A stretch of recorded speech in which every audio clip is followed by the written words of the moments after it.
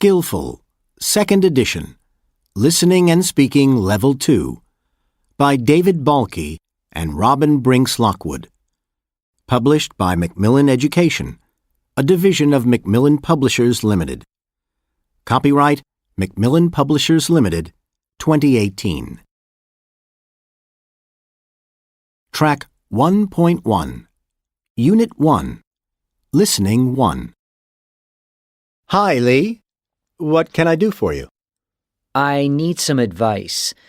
I'm taking a few classes, but only part-time. I want to use the rest of my time well. Do you have any recommendations? That's a great idea. If it were me, I'd consider doing some community service. It looks very good on your applications for college, graduate school, or employment. So take advantage of it. What is community service exactly? Basically, it's giving time to help other people who are less fortunate. Usually, these people don't have enough money or are in poor health. Service may be for individuals or for institutions. Institutions? Such as schools or hospitals.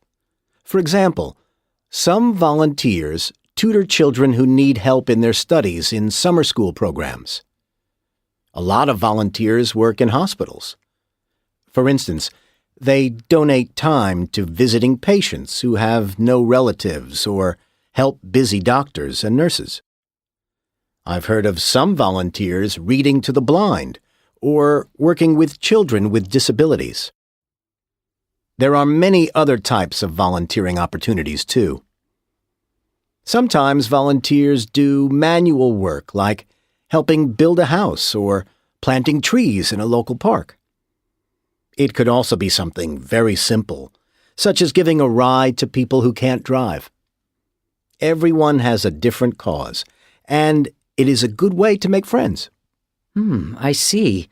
That sounds interesting. Do people do community service mostly to make their applications look good? For some, I think it may start that way, but in the end, and this is important, overall, I think it's down to not being selfish. What do you mean? In general, I mean that you should be concerned for others and take action to help them. In other words, it is the opposite of thinking of yourself. Many cultures consider caring for the welfare of others as a good characteristic. It's different from feeling that you need to do something. You're not simply doing something because you have to. It's not a duty. I'm not sure I know what you mean. You can show you care about someone by helping them, maybe even someone you don't know, just because you want to. To illustrate, giving up a day to help build a house for a less fortunate family that you may never even meet. It has nothing to do with you, but rather it's all about someone else. Other than feeling good, you, the volunteer, don't benefit.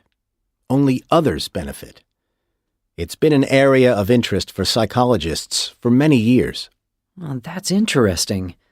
I've been thinking about studying psychology. Maybe this is something to research. Track 1.2, Unit 1, Listening 1. 1. For example, some volunteers tutor children who need help in their studies in summer school programs. 2. A lot of volunteers work in hospitals. For instance, they donate time to visiting patients who have no relatives or help busy doctors and nurses. 3. Sometimes volunteers do manual work like helping build a house or planting trees in a local park. 4. It could also be something very simple, such as giving a ride to people who can't drive. Track 1.3, Unit 1, Listening 2. Good morning, everyone. Our lecture today will be about charity and happiness. People are taught from a young age that money can't buy happiness. But is that completely true? Maybe giving makes people happier. I'd like to talk about that today and answer this question. Can money make people happy? To answer this question, I will describe some experiments and tell you about the results. Let's find out. Can money buy happiness? There was an experiment recently where the organizers took a group of college students from the USA and split them into two groups. They gave both groups an envelope with money in it and asked the first group to spend money on themselves and tell them how it made them feel.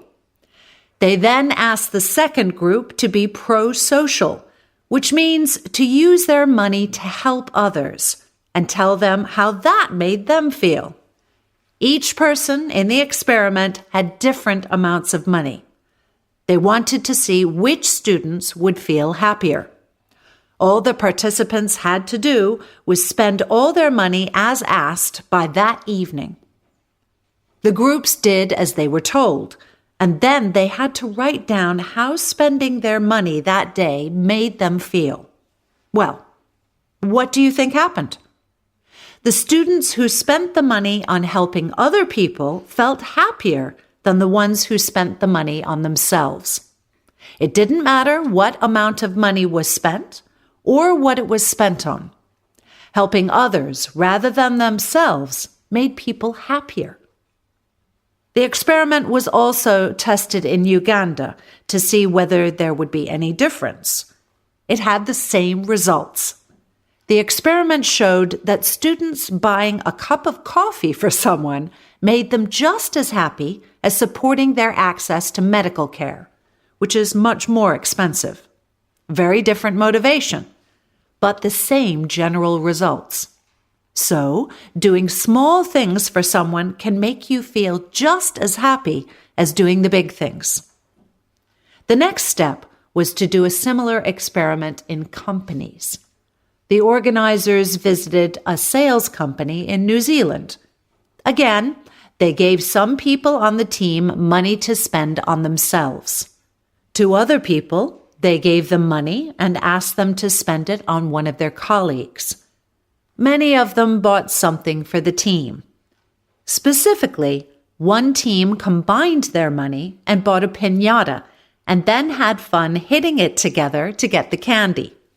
In general, the teams that spent it on their teammates actually performed better in their jobs. In other words, they actually sold more stuff later.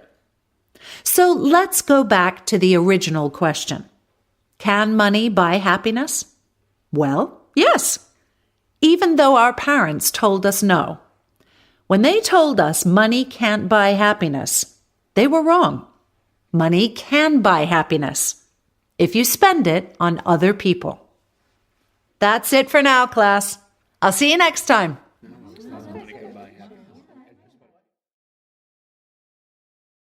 Track 1.4, Unit 1, Pronunciation for Listening. 1, Every, 2, comparable, 3, generally, 4, different, 5, favorite, 6, reasonable, 7, suppose, 8. miserable. Track 1.5, Unit 1, Pronunciation for Speaking. 1, I give money to charity quite often. 2, Some people greet each other by shaking hands. 3, It is customary to bring a present when visiting someone. 4. Our project is based on a children's charity. 5. He regularly volunteers at the elderly home. 6. Everyone should get involved in local community projects.